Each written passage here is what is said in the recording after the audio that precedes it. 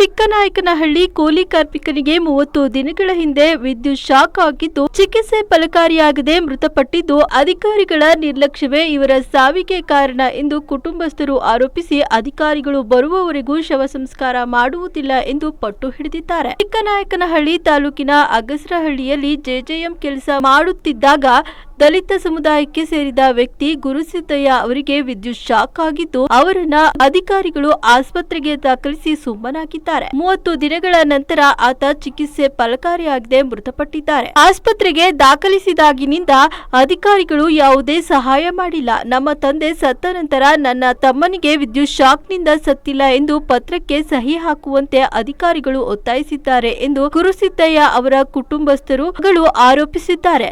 ಅಧಿಕಾರಿಗಳು ಬರುವವರೆಗೂ ಶವ ಸಂಸ್ಕಾರ ಮಾಡುವುದಿಲ್ಲ ಎಂದು ಪಟ್ಟು ಹಿಡಿದಿದ್ದು ಅಧಿಕಾರಿಗಳು ಬಾರದಿದ್ದರೆ ತಾಲೂಕು ಕಚೇರಿಗೆ ಶವ ಕೊಂಡೊಯ್ಯುತ್ತೇವೆ ಎಂದು ಎಚ್ಚರಿಸಿದ್ದಾರೆ.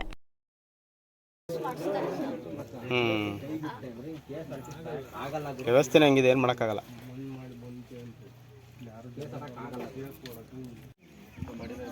ಅಣ್ಣ ಇಲ್ಲ, ಅಲ್ಲಿ ತಹಶೀಲ್ದಾರ್ ಕಾರ್ಯಕ್ರಮ ಇತ್ತಲ್ಲ, ಮಹಿಳಾ ದಿನಾಚರಣೆ.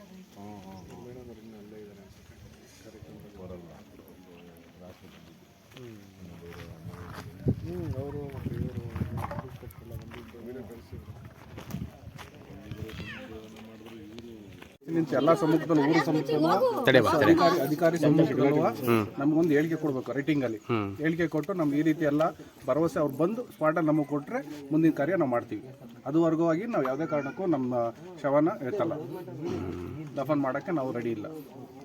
ಈಗ ಯಾರು ಬರಬೇಕು ಅಂತ ನಿಮ್ಮ ಇದು ನಮ್ಗೆ ಸಂಬಂಧಪಟ್ಟ ಅಧಿಕಾರಿಗಳು ತಹಶೀಲ್ದಾರ್ ಬಂದು ಅವ್ರು ಏನು ಆಕ್ಷನ್ ತಗೊಂಡಿಲ್ಲ. ನಮ್ಗೆ ಈ ಸಂತ್ರಸ್ತಿಗೆ ಏನು ಅನುಕೂಲ ಮಾಡ್ತೀವಿ ಅಂತ ಒಂದು ಪೈಸಾನು ಹೇಳಿಲ್ಲ, ಅವ್ರು ನಯ ಪೈಸೆ ಹೇಳಿಲ್ಲ. ನಮ್ಗೆ ಆ ಪರಿಹಾರ ಸಿಗಬೇಕು. ನಮ್ಗೆ ತುಂಬಾ ಬಡ ಕುಟುಂಬದಲ್ಲಿರೋರು ಪರಿಹಾರ ಸಿಗದಲ್ಲೇ ನಾವು ಯಾವುದೇ ಕಾರಣಕ್ಕೂ ಶವ ಸಂಸ್ಕಾರ ಮಾಡಕ್ ಬಿಡಲ್ಲ. ಬರಬೇಕು.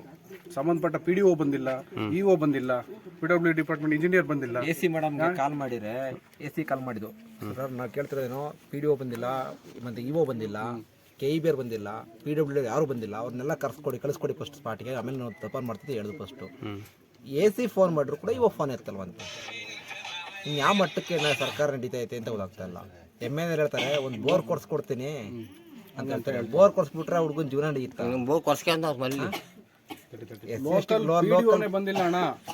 ಒಂದು SC ಗ್ರಾಂಟ್ ಅಲ್ಲಿ ಗ್ರಾಂಟ್ ತಗೋಬೋದು ಸರ್. ನಾವು ಅದನ್ನ ಅವರಲ್ಲ, ನಾನೇ ಬೇಕಾದ್ರೆ ಹೋಗಿ ಮಾಡ್ಸ್ಕೊಂಬತ್ತೀನಿ ಅಷ್ಟಕ್ಕೆ. ನಮ್ಗೆ ಅದು ಬೇಕಲ್ಲ, ಕಳ್ಸಿದೀವಿ. ನಾವ್ ಹೆಂಗೈತೆ ಅಂತ ನನ್ನ ಮಕ್ಳು ಕೇಳಿಲ್ಲ ಸರ್. ನಮ್ಮ ಅಪ್ಪನ ನಾನೇ ನಮ್ಮ ಅಪ್ಪನ ನೋಡ್ಕೊಂತಿದ್ದಿತ್ತು. ನಮ್ಮ ಅಪ್ಪನ ಜೊತೆ ಅಲ್ಲಿಂದ ಡಿಸ್ಚಾರ್ಜ್ ಮಾಡ್ಕೊಂತಡ್ಕಿಂತ ನಮ್ಮ ಅಪ್ಪನ ಜೊತೆ ಇದ್ದಿದ್ದೆ ನಾನು. ಯಾರನ್ನು ನೋಡ್ಲಿಲ್ಲ, ಯಾರು ನಮ್ಮ ಅಪ್ಪನ ಟ್ರೀಟ್ಮೆಂಟೇ ಚೆನ್ನಾಗಿ ಕೊಡ್ಲಿಲ್ಲ ಸರ್.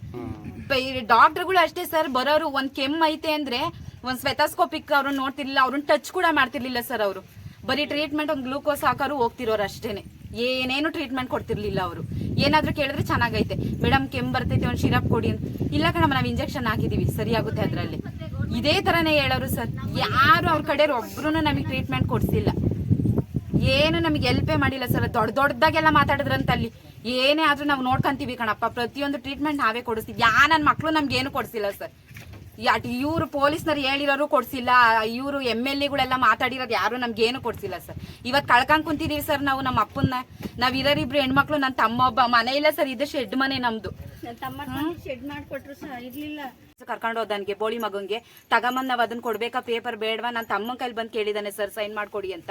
ನಮ್ಮ ಅಪ್ಪ ಬಿತ್ಕೊಂಡ ಸಾಯ್ತೈತೆ, ಯಾರು ನೋಡ್ತಾರೆ ಸರ್? ಅದನ್ನ ಬಂದ್ ಅವ್ರು ನೋಡಿಲ್ಲ, ಇದು ಬಂದ್ ಸೈನ್ ಮಾಡು ಅಂತ ನಮ್ಮ ಅಪ್ಪನ್ ನನ್ನ ತಮ್ಮನ್ ಕೇಳ್ತಾರೆ ಬಂದು. ಅವ್ರಿಗೇನಾದ್ರೂ ಮಾನವೀಯತೆ ಅನ್ನೋದೈತೆ ಸರ್? ಅವ್ರಿಗೆ ಅದೇನೋ ಲೆಟರ್ ಕೊಟ್ಟು ಕಳ್ಸಿದ್ದಾರೆ ಸರ್, ಇದು ನಮ್ಮಿಂದ ಆಗಿಲ್ಲ, ಅವರೇ ಮಾಡ್ಕೊಂಡಿರೋದು ಅಂತ ಹೇಳಿ ಬಲವಂತ ಮಾಡಿ ಅವರೇ ಪೇಪರ್ಗೆ ಸೈನ್ ಮಾಡಿಸ್ಕೊಂಡು ತಗೊಂಬ ಅಂತ ಕೊಟ್ಟು ಕಳ್ಸಿದ್ದಾರೆ.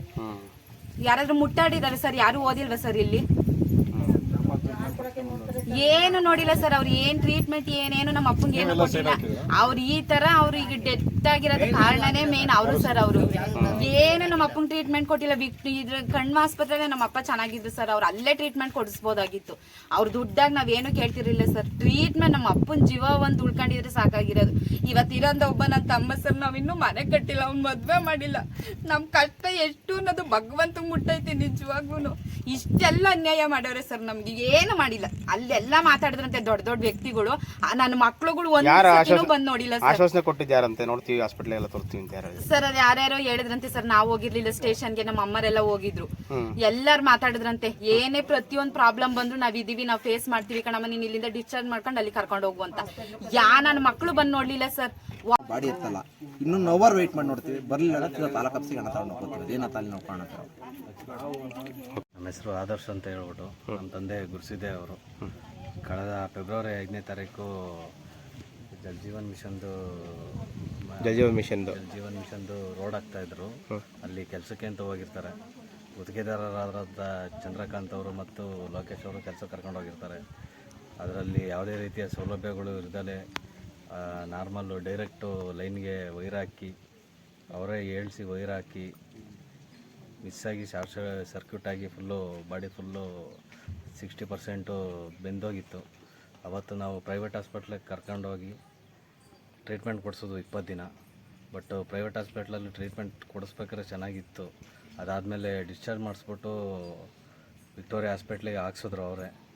ಅದಾದಮೇಲೆ ಟ್ರೀಟ್ಮೆಂಟು 2 ವಾರ ನಿಧಾನ ಟ್ರೀಟ್ಮೆಂಟು ದುಡ್ಡು ಕೊಡ್ದಲೆ, ಯಾವುದೇ ರೀತಿ ಸೌಲಭ್ಯಗಳು ನಮಗೆ ಕೊಡ್ದಲೆ ನಮ್ಮ ತಂದೆಯ ಸಾವಿಗೆ ಕಾರಣರಾಗಿದ್ದಾರೆ.